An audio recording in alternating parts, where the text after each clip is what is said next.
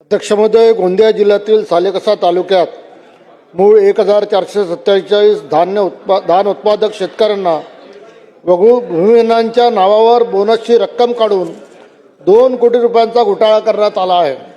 या घोटाळ्याची सखोल चौकशी शासन करणार का? दुसरा प्रश्न, अध्यक्ष महोदय, वाढत्या महागाई आणि उत्पादनाच्या खर्चानुसार धानाला योग्य किमान आधारभूत किंमत मिळणे गरजेचे आहे। सध्या स्थितीत सामान्य धानासाठी 2369 रुपये आणि श्रीनिवाससाठी 2389 रुपये प्रति क्विंटल दर आहे। यात शासन भरीव वाढ करणार आहे का?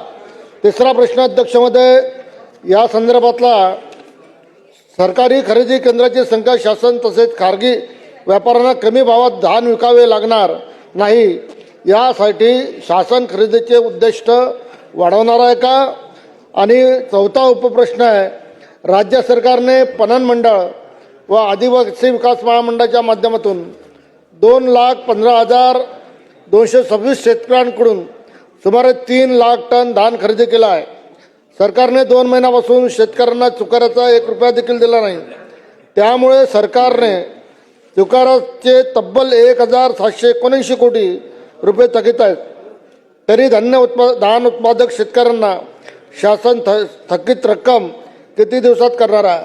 अध्यक्ष महोदय, हा जो विषय विदर्भापुरता नाही, मला वाटतं सुधीरभाऊ विजयभाऊ वडेट्टीवार म्हणजे चंद्रपूर जिल्हा, भंडारा जिल्हा, गोंदिया जिल्हा आणि गडचिरोली जिल्हा, त्याचबरोबर नागपूर शहरात नागपूरचे जिल्ह्यातले 3 मतदारसंघ असे आहे की कामठी, रामटेक आणि उमरेड हे अफेक्टेड आहे।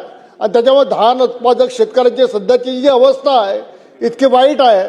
आणि एक पीक, फक्त वर्षातून एक पीक, ज्याच्यापाशी म्हणजे विहिरी असतील, तलाव असतील, तो दोन पिकं एका वेळेस घेतात।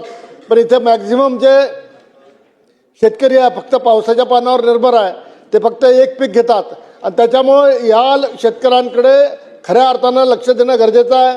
हे काय पश्चिम महाराष्ट्र किंवा कोकण नाही का जिथे आंबेमोहरसारखा तांदूळ निघतो, गचका तांदूळ निघतो, इंद्रायणी निघतो। इथे इतका कमी दर्जाचा खालचा तांदूळ उत्पादन करणारे शेतकरी आहे। त्याच्यामुळे या शेतकऱ्याच्या संदर्भात शासनाने योग्य ती काळजी घेऊन त्यांना बोनसच्या संदर्भात योग्य निर्णय घ्यावा, एवढेच माझं म्हणणं आहे। अध्यक्ष महोदय, सन्माननीय सदस्यांनी सर्वप्रथम 2 कोटीच्या बाबतीमध्ये जी काही चौकशीची मागणी केलेली आहे तर त्या बाबतीमध्ये माहिती देऊ इच्छितो की चौकशी ही पूर्ण झालेली आहे आणि ती संपूर्ण रक्कम ही आपण रिकव्हर केलेली आहे। विशेष म्हणजे आपण जे काही खरेदीचं जे उद्दिष्ट आहे ते वाढवण्याच्या बाबतीमध्ये आपली जी मागणी आहे त्या अनुषंगाने देखील माननीय मुख्यमंत्री महोदयांनी स्वतः केंद्र शासनाकडे पत्रव्यवहार केलेला आहे आणि मागणी केली, आपल्या सरकारच्या वतीने आपण मागणी देखील केलेली आहे की ह्या वर्षीचं जे उद्दिष्ट आहे ते वाढवून मिळावं अशी मागणी आपण केंद्र शासनाकडे केलेली आहे आणि नक्कीच त्याचा पाठपुरावा हा आम्ही तिथे करतोय।